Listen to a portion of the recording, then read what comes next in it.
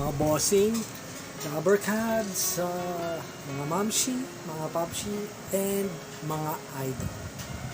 Welcome to Utoystv Mags.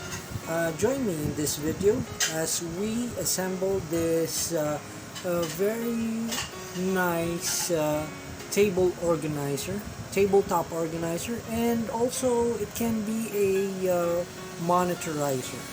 Okay, and if you're new to the channel, please do click on the red subscribe button that's just underneath the video, and of course the bell notification icon so that you get notified with every new update that we have.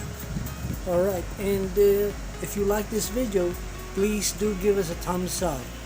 Alright, and without further ado, let's assemble this very nice tabletop organizer.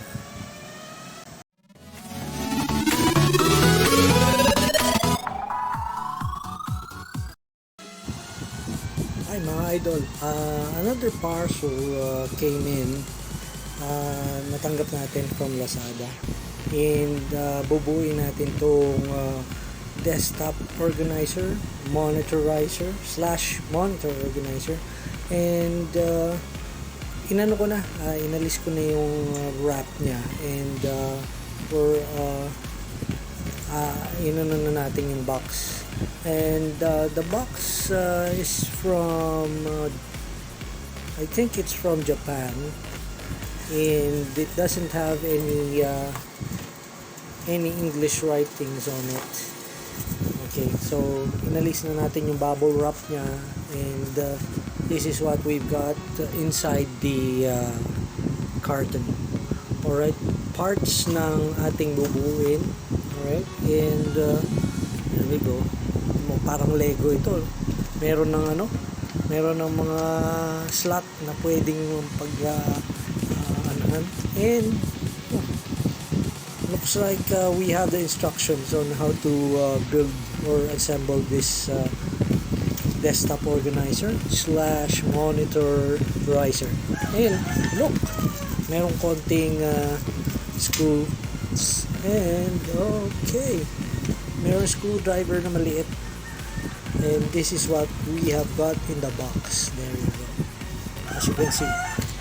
Okay, and well, alisin natin yung box. Okay mga lodi, and we've got in-inventaryo na natin yung ating mga parts na kailangan, and we've got the instructions already. Alright, and we've got part number 1, number 2, 3, 4, 5, 6 ito, 7 ito, 8, 9, and 10. Ito, yan yung mga parts, and ang instructions, and of course kasama dun sa ating equipment na provided for ng manufacturer would be a small screwdriver and the screws. Ilang screws lang ito. So let's and as you can see, merong instructions, provided for instructions. Let's focus on it. There you go. Mukhang ang unang i-build or unang i-assemble natin ay ang drawer. Okay, so assemblein muna natin yung drawer, and let's go. We're gonna need parts 8, 9, and 10. Okay, ito yung drawer. So assemblein na natin si drawer. Alright, okay, let's go. And na-assemble natin yung drawer nya. Tingnan nyo, kitang-kita yung, ang ganda nung para siyang Lego. Nakakatuwang assemble it. And fit na fit talaga. You can tell how precise the measurements were done. Kasi saktong-sakto yung mga slots talaga niya. And it fits, walang sobra dun sa mga measurements. Very nice. And we'll be assembling this. Ipapasok lang natin ito, ganun, and very solid. Parang it looks like it's made of something like some kind of cardboard, pero matigas siya. Very nice, magaan, very light. So halos parang papel, pero matigas siya. So very nice material that you have here. Parang nga siya parang kung alam niyo yung Wallcrete, ganun, pero siya, cardboard siya pero matigas talaga. Alright, let's continue on and assembly na natin. So ang susunod na pag-assemble natin is yung body niya, which is this part. Okay, we'll be assembling this. Assembling ko muna to, na as you can see, ipapasok lang natin. Ayun yung ating sample. Alright, assembling ko lang buo to. Okay, and we just assemble it, and ayan, provided for yung screws and yung very small screw by the manufacturer. Ayun, ilang screw lang ito. Very kailangan magpwersa. Ayan. Ayan. Ganun lang. Alright, and buo na yung drawer nya. You've got the drawer. Very precise measurements there. Ayos, sakto yung mga sukat. Ang ganda, very nice. Alright, and ano naman ngayon ang susunod? Ang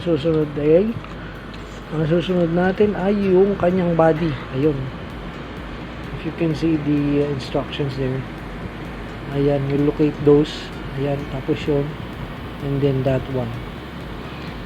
Ayan, hanggang ganun ang maging itsura niya. Alright. Okay, let's do this. Okay, we've got the other parts already. Number 4, number 5, and number 6. These are the numbered parts.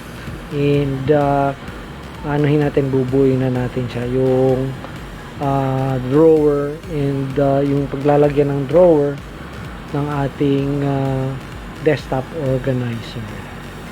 Okay, hang on. Ayan. Ito na. Nabuo na natin yung part number 4, number 5, and number 6. Ito na siya. Bah, nagmumukhang nagmumukhang desktop organizer na. And ito yata ay dito pupunta. There you go. Okay, sakto talaga. Alright. And of course, itong mga parts na to would go there. Itong slot na to, yun, doon. Ito sigurado dun sa likod dito. And itong dalawang to would be at the sides. Ito. This would be here at the sides. Okay. Alright. Napakadali. Para tayo naglalaro. Parang naglalaro ang bata. Alright, and mga Lodi, please do stay tuned, and we'll see the finished product in just a couple of minutes. Yeah, makikita natin ngayon na we're putting in the back side, yung back side ng ating desktop organizer, and makikita nyo again very precise yung mga niya. Nyo lang, ipupush nyo lang, and they are kept all together, fastened or nakatornilyo with these very small screws. Yung the screws will go in there para hindi siya makakalas-kalas. Alright, let's finish this, and pagkatapos nito, ayan, buo na siya. Ito naman yung mga side naman, dito natin nilalagay, and dito. There you go. Okay, we're just putting in the last piece of the puzzle. Ito yung yan, gaganon mo lang. Alright, ayun, kita mo yung and of course yung mga nail, yung mga screws na lang. And tingnan nga natin kung anong itsura niya. Alright, ayun, and ito yung ginawa natin kanina, and here we go, our desktop organizer. Uy, matigas siya, ang tibay. And ayun, ang ganda ng desktop organizer natin. Alright, and pwede talagang monitorizer ito kung gusto nyo hindi pa enough or hindi pa sapat yung pagtaas ng monitor, kasi yung iba sa atin gusto yung when we work on our computers mataas ang monitor natin, or when we work on 2 monitors, the other monitor gusto natin medyo mataas. Katulad ko kasi I do work with at least 3 monitors sa trabaho natin, and very nice, you have meron kang ano doon, drawer dito, tapos merong compartment, you can place your pencils over here or whatever you need, and you can place your if you have some scratch pads or sketch pads or something, you can place it here. Nice. And dito natin lalagay yung ating keyboard, kung may keyboard tayo. Ayos very nice. And we got our finished product. Well, I do hope that you liked our presentation, and if you would like to avail this product is available in LAZADA. I'll leave the link just below the video. Again, thank you very much for staying with me, and if you're still not subscribed, you're new to the channel, please do click on the red subscribe button together with the bell notification icon side, so that you get notified every time we do another video. And if you like this video, please do click on the share icon para ma-share natin sa ating mga kaibigan.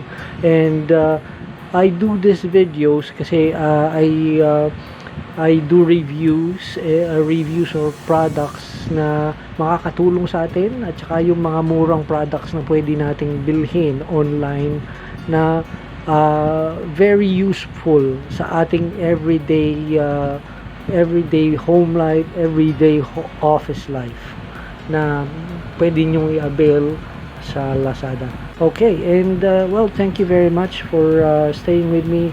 Again, this is Utoys Tvmagz. Until our next upload, peace mga lodi, mga paps, mga bossing, and keep safe po para sa ating lahat. Peace.